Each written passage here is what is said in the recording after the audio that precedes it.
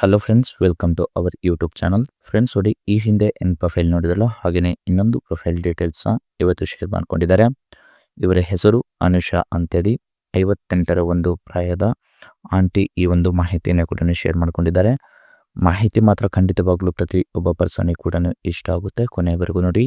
ಮಾಹಿತಿ ಏನಾದರೂ ಇಷ್ಟ ಆದರೆ ಬಂದು ಲೈಕ್ ಮಾಡಿ. ಬನ್ನಿ ಸ್ನೇಹಿತರೆ, ಇವರ ಒಂದು ಕಂಪ್ಲೀಟ್ ಆಗಿರುವಂಥ ಒಂದು ಮಾಹಿತಿಯನ್ನು ಕೂಡ ನಿಮಗೆ ಪ್ರೊವೈಡ್ ಮಾಡ್ತಾ ಹೋಗ್ತಾನೆ. ಇವಳ ಹೆಸರು ಅನುಷಾ, 58 ವರ್ಷ ಆಗಿದೆ. ಇವಳ ಊರು ಬೆಂಗಳೂರು. ಈಕೆ ತೂತು ಅಗಲ ಆಗಿದ್ದು ಪೂರ್ತಿ ಮುಚ್ಚಿಕೊಂಡಿದೆ ಅಂತ ಹೇಳ್ಕೊಂಡಿದ್ದಾರೆ. ಸೊ ಯಜಮಾನ ಮರಣ ಹೊಂದಿದ್ದಾನೆ, ಈಗ ಒಂಟಿ ಜೀವನ ಕಳೆಯಲು ಆಗ್ತಾ ಇಲ್ಲ ಅಂತೇಳಿ ಈ ಒಂದು ಮಾಹಿತಿಯಲ್ಲಿ ಸ್ಪಷ್ಟವಾಗಿ ತಿಳಿಸಿದ್ದಾನೆ. ಇವನ ಮಕ್ಕಳು ಹೊರದೇಶದಲ್ಲಿ ಇದ್ದಾರೆ. ಹಾಗೆಯೇ ಬಯಕೆ ಹುಡುಗರ ಒಂದು ಬಲಿಷ್ಠ ಗೂಟ ಚೆನ್ನಾಗಿ ಚೀಪಿ ಒಳಗೆ ಹಾಕಿಕೊಳ್ಳುವ ಒಂದು ಬಯಕೆ ಕೂಡ ಇದೆ.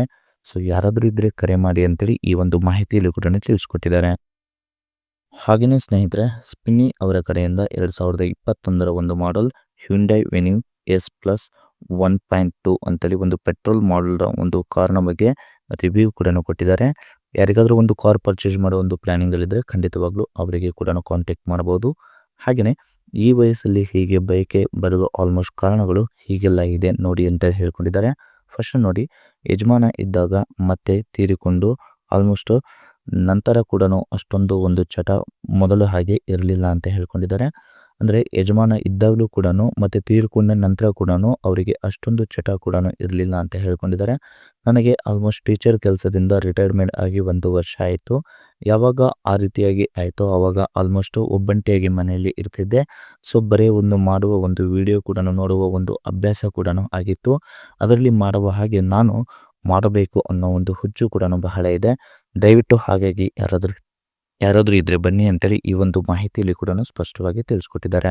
ಸೊ ಇದು ಒಂದೇ ಒಂದು ಕಾರಣಕ್ಕೆ ಇವತ್ತು ಇಷ್ಟೊಂದು ಒಂದು ಪ್ರಾಬ್ಲಮ್ ಕೂಡ ಆಗಿದೆ ಅಂತೇಳಿ ಹೇಳ್ಕೊಂಡಿದ್ದಾರೆ. ಇದಿಷ್ಟು ಅವರ ಒಂದು ಕಷ್ಟ ಹೇಳ್ಕೊಂಡಿದ್ದಾರೆ.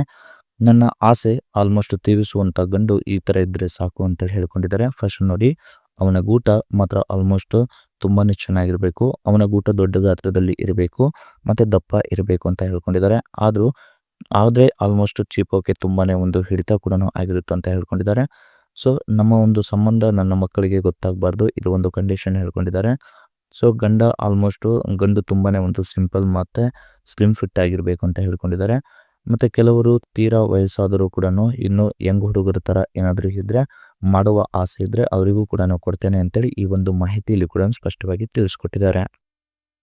ಇದಿಷ್ಟು ನೋಡಿ ಫ್ರೆಂಡ್ಸ್, ಈ ಒಂದು ಹೆಣ್ಣಿಗೆ ಬರುವಂಥ ಒಂದು ಗಂಡಿನ ಒಂದು ಕ್ವಾಲಿಟೀಸ್ ಹೀಗಿಲ್ಲ ಇರಬೇಕಂತ ಹೇಳ್ಕೊಂಡಿದ್ದಾರೆ. ಅದರ ಜೊತೆಯಲ್ಲಿ ಸ್ಪಿನ್ನಿ ಕಡೆಯಿಂದ ಏನು ಕಾರ್ ಬಂದಿದೆ ಅಲ್ಲ, ಅದರ ಒಂದು ಇಮೇಜಸ್ನ ಕೂಡ ಹೀಗೆಲ್ಲ ಶೇರ್ ಮಾಡ್ಕೊಂಡಿದ್ದಾನೆ.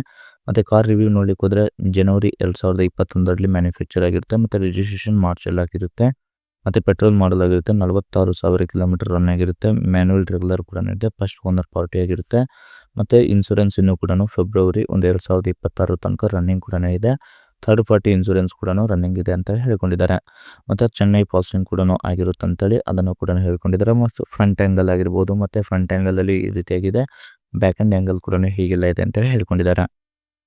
ಹಾಗೆಯೇ ಸ್ನೇಹಿತರೆ, ಕಾರ್ ಸ್ಪೆಸಿಫಿಕೇಶನ್ ನೋಡ್ಲಿಕ್ಕೆ ಹೋದರೆ ಮೈಲೇಜ್ 17.25 ಕೊಡುತ್ತೆ. ಮತ್ತು ಗ್ರ್ಯಾಂಡ್ ಕ್ಲಿಯರೆನ್ಸು 195 mm ಇದೆ. ಮತ್ತು ಬೂಟ್ ಸ್ಪೇಸು 350 ಲೀಟರ್ಸ್ ಇದೆ. ಮತ್ತು 5 ಸೀಟ್ ಇದೆ.